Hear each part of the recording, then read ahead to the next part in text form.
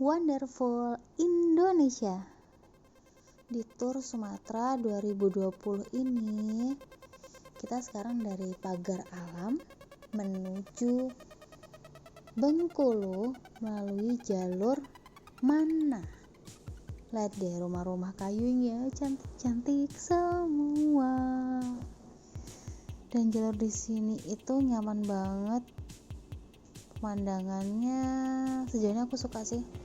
Pertama karena aku suka rumah kayu, tuh, termasuk luas juga. Tapi nanti akan aku tunjukin jalan-jalan yang bikin deg-degan. Ini kita masih dapat view desa-desa yang rumah kayunya tertata, bersih, dan aku suka banget nanti juga lewat daerah-daerah yang rumah kayunya lebih sederhana. Lalu lantai bawahnya itu untuk penyimpanan kayu bakar, dan nyusunnya itu rapi-rapi semua yang di pinggir jalan. Nih, ini sungai membentang sampai hampir sampai Bengkulu. Luas banget dan cantik banget. Nah, mulai dari sini kita akan menemukan banyak area yang longsor. Jadi harus hati-hati. Kalau kamu nggak suka dengan area-area yang seperti ini, maka kalau mau ke Bengkulu jangan lewat Pagar Alam dan daerah Mana. Tapi kalau kamu merasa nggak masalah dan kamu siap menikmati pemandangan-pemandangan indah seperti yang kamu nikmati ini, ayo lewat Pagar Alam melalui Mana. Ini jembatannya bagi kami sih 90% kualitas aspalnya sudah bagus ya. Cuman ya tadi ada daerah-daerah yang nanti itu tebing batu, jadi harus saling ngalah. Dan untuk mobil-mobil yang plat lokal seringnya pada nggak sabaran sih. Seneng banget loh waktu ketemu sama Gapura selamat datang di Bengkulu.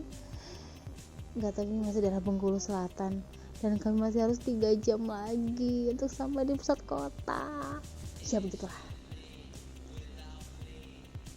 Tapi setidaknya sudah tahu ini sudah daerah Bengkulu. Awalnya kukira areanya sudah akan jalan yang lebih luas atau daerah-daerah seperti ini, ketemu rumah penduduk, tapi ternyata nanti juga harus ketemu daerah-daerah yang sama seperti Mana tadi, yang tebing-tebing, yang sempit, dan yang juga banyak longsor. Apalagi ini musim hujan, jadi sebenarnya aku menahan diriku untuk gak komentar ke suamiku, Babe, yaitu supir, bahwa aku sebenarnya deg-degan karena ini area yang banyak longsornya. Bismillahirrahmanirrahim, semoga perjalanannya lancar. Ini adalah makan malam kami pertama. Kelaparan, 5 orang saya mesen 4 orang dewasa saya mesennya 5 menu. Sate padang, soto padang, saya sendiri pesan gado-gado, Maria minta mie goreng dengan telur. Ini area kuliner malam yang dekat benteng Marlborough. Penyebutannya hampir sama kayak Malioboro, jadi aku suka takut salah. Rata-rata makanan di sini Rp15.000. Lalu yang sedang kamu saksikan ini adalah teh telur. Kalau kopi telur aku pernah nyoba, jamu pakai telur juga pernah coba. Teh telur ini yang pertama. Jadi habis telur mentah dimasukkan, kasih sedikit air mendidih, lalu dikocok seperti bikin dalgona. Jadi sampai berbuih tinggi. Aku jujur ya, untuk rasa bagiku mirip banget sama teh tarik, cuman ini lebih kaya dalam arti ada tekstur telurnya itu loh.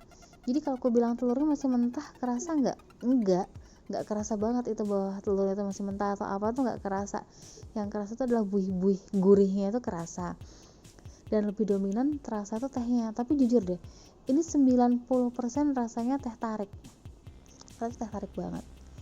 Dan si masnya itu dia pedagangnya sih ya, dia sudah ahli ya, jadi ngocok kayak gitu kesannya gampang banget.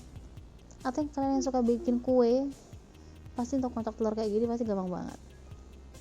Udah berbusa, gelas kedua kita pesannya cuma 1 porsi aja, itu orang lain yang pesan. Berapa ya harga teh telur itu kalau nggak salah 10.000 atau 15.000 ya. Nah, telurnya ini dikasih tehnya disaring, nggak bikin teh tarik, diaduk lagi sama dia. Aku udah deg-degan aku ini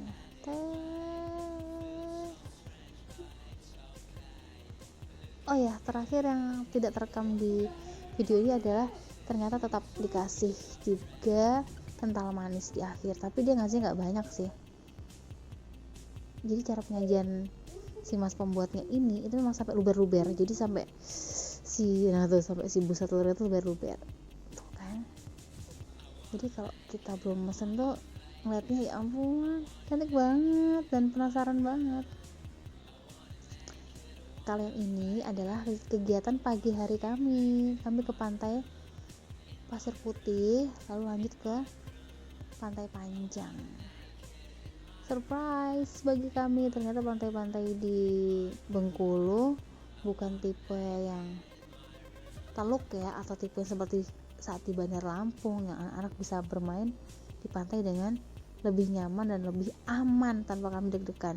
Di sini ombaknya besar-besar, airnya juga coklat. Untuk melepas kepenatan enak sih untuk orang dewasa melihat. Dan trek jalan ini yang sedang dilalui oleh Sekar itu memanjang sampai ke arah jauh sih, kayaknya sampai 1 kiloan lebih nyampe deh. Itu bisa untuk lari, jadi ini recommended banget untuk yang mau lari, mau jalan.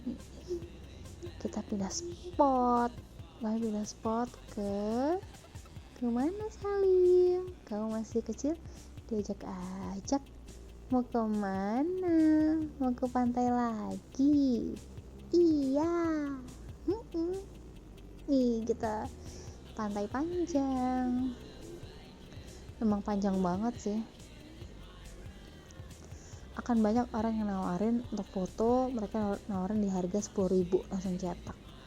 Maaf ya Pak, kami nggak foto dulu, kami cukup pakai handphone saja. Biaya parkir standar di Bengkulu rata-rata 3.000, baik di area-area hiburan seperti ini, wisata dan juga tempat makan. Tuh, pantainya seperti itu, area coklat, ombaknya besar. Dan sorry banget ya, aku nggak tahu ini kejadian hanya ketika aku datang aja atau memang sehari-hari seperti ini. Bagiku sih ini kurang bersih ya. Harusnya untuk sampah-sampah, terutama sampah plastik, sampah yang terbawa dari pantai, itu tiap pagi mulai dibersihkan. Jadi lebih asik, lebih enak. Apalagi ini sudah destinasi wisata.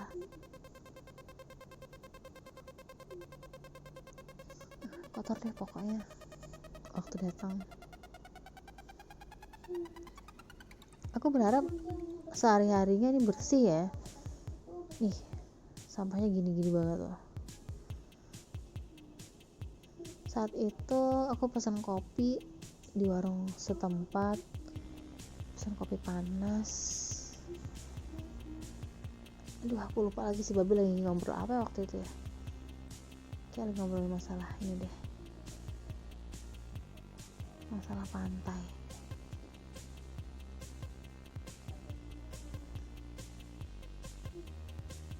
Nah jadi itu kalau buat melepas penat dia enak, kita bisa melihat view gitu. Tapi anak-anak kita main jadi jauh banget, yang endingnya niat cuman untuk mandi, main pasir, airnya basah semuanya. Dan yang aku bingung juga di situ, toiletnya untuk mandinya kurang bersih. Lanjut ke wisata heritage. Kita ke tempat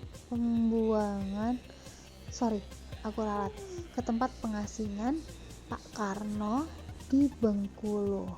Tiket dewasa 5.000, anak-anak 3.000 rupiah. Jadi di rumah ini bangunannya kalau boleh aku bandingkan dengan tempat pengasingan Pak Karno waktu di ND yang pernah aku datangi. Lihat ya videonya, ada di YouTube ini juga. Bangunannya lebih cantik yang ini, bangunan rumahnya Pak Karno. Dan di rumah ini istri beliau masih Ibu Inggit ya, jadi belum Ibu Fatmawati. Ibu Fatmawati kan nanti salah satu kawan dari anak angkatnya Pak Soekarno tuh, yang nanti karena Ibu Inggit tidak berhasil memiliki anak, jadi Pak Karno izin ingin menikahi si Bu Fatmawati untuk memiliki keturunan. Ini kondisi ruang tamu. Ini adalah 3 tokoh yang tokoh lokal Bengkulu yang rajin mengunjungi Pak Soekarno. Ada tokoh Tionghoa, ada tokoh pedagang, dan juga tokoh peranakan. Jadi guys, di Bengkulu ini penjajahannya oleh Inggris ya.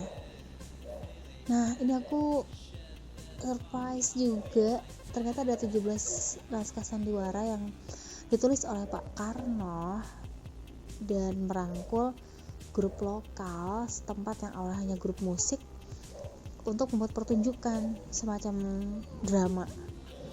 Dan juga beliau banyak menggambar waktu diasingkan, karena beliau kan arsitek tuh, bahkan punya biro arsitek juga.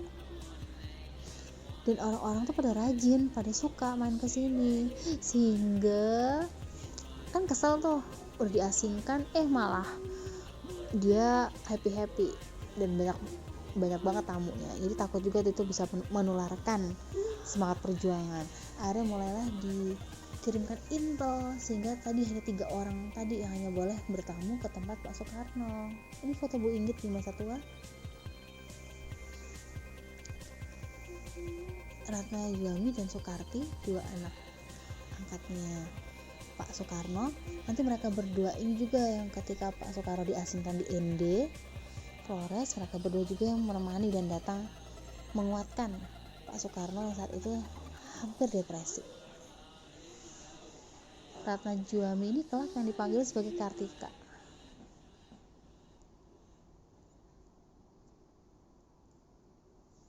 Aku salah nggak sih ya? Dipanggil Kartika bukannya? Ini kamar anak angkatnya Ratna. Ini beberapa kostum yang dipakai untuk pertunjukan pada saat itu. Ada payungnya juga, pakaian-pakaian. Ini kayak ada video kalau misalnya pengunjungnya ramai deh.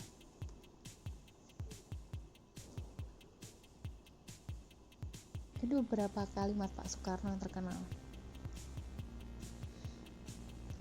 Tadi aku minta si Sekar membaca satu persatu. Ini beberapa perkataan Pak Karno juga tentang tahun 1945 yang diprediksikan Indonesia akan merdeka. Saatnya foto-foto di belakang. Tadi sudah izin dan kata Mas ini kuat kok buat difoto. Kamu juga bisa foto di situ. Halaman belakang ada sumur yang sampai sekarang masih dijaga keasliannya, walaupun dekat laut. Air sumurnya tetap tidak asin atau tidak payau, jadi tetap segar. Sumurnya bisa dipertahankan. Ruangan belakangnya adalah area dapur, ruangan pelayan, dan ini halamannya. Ini deket banget loh sama Pantai Panjang, jadi kamu harus mampir ke sini. Nih lanjut ya, hanya 4 menit juga dari rumah pengasingan kita ke benteng Inggris Front Marlborough. Pengucapannya kalau aku salah maklumin ya. Ini pintu gerbang. Ini juga biayanya dewasa 5.000, anak-anak 3.000 rupiah. Sejauh ini termasuk penilaianku terjaga, rapi, bersih, dan penegakan disiplin semasa Covid itu juga oke. Sama seperti tempat pengasingan Pak Karno tadi. Ini adalah batu-batu nisan. Ini adalah beberapa kuburan di sini. Semuanya adalah jenazah dari orang Inggris. Ini setelah pintu masuk tadi loket. Aku belum nyari kebenarannya ya, tapi katanya ini benteng Inggris yang terbesar di Asia Tenggara. Kalau aku bandingin dengan yang datang benteng di Makassar, besaran ini sih, beneran besaran di sini.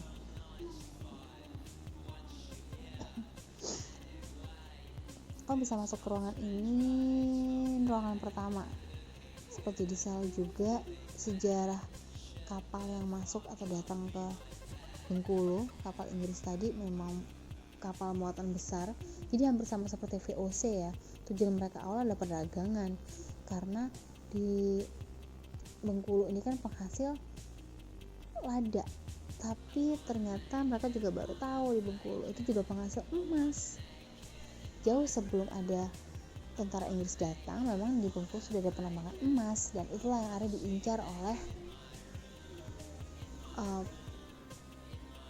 Inggris, dan akhirnya terjadilah penjajahan tersebut. Begitu kurang lebih. Ini lantainya masih asli guys, lantainya masih bisa dipertahankan. Beberapa dinding itu juga ketebalannya 2 meter. Tadi sempat aku zoom. Jadi bangunannya memang masih terawat banget. Aku juga pernah datang yang di Cilacap, itu rata-rata sudah hancur. 80% hancur yang di Cilacap itu. Ini masih bagus, masih kuat banget. Padahal deket laut ya. Dan area atapnya itu loh luas banget. Nanti di bagian yang selatan, terus bagian yang utaranya itu yang langsung madep ke laut. Tuh, luas kan?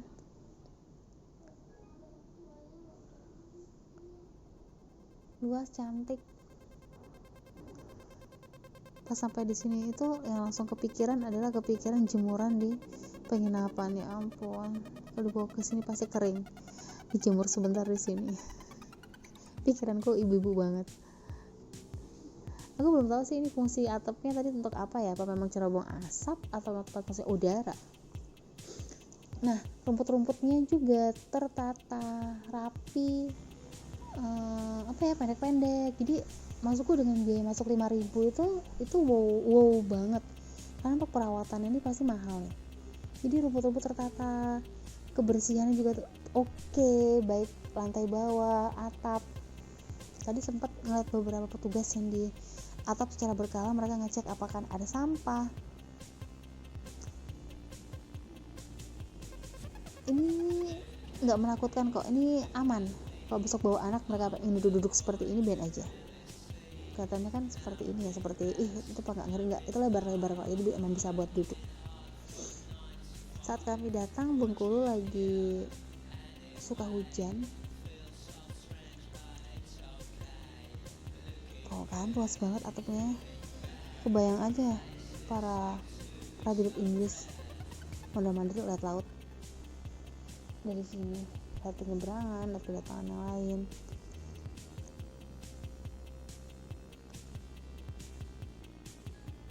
Ini nyebrang antar gedung.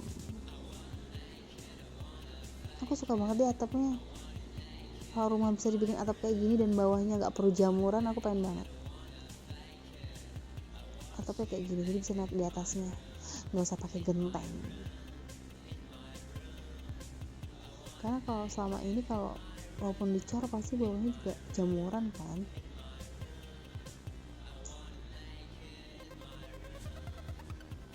Nah turun, ini gedung-gedung administrasinya masih dipertahankan juga. Nanti di area sini, ini area utara yang saya bilang tadi, langsung melihat ke arah laut atau pantai apa ya, Pantai Panjang yang kita datang itu. Cakep ya. Ini untuk apa ya? Orang-orang pengen tahu deh, ini buat apaan.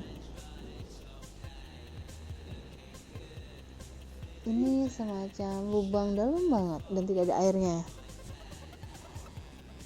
Kalau ada informasi pasti aku senang banget. Informasi misalnya ini apa. Nah, desain yang sepertinya ini, yang areanya bisa untuk duduk seperti ini, itu hampir sama seperti di Makassar. Tuh, Pantai Panjang.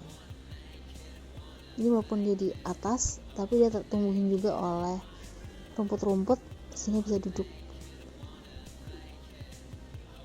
Ini salah satu meriam yang di bagian utara.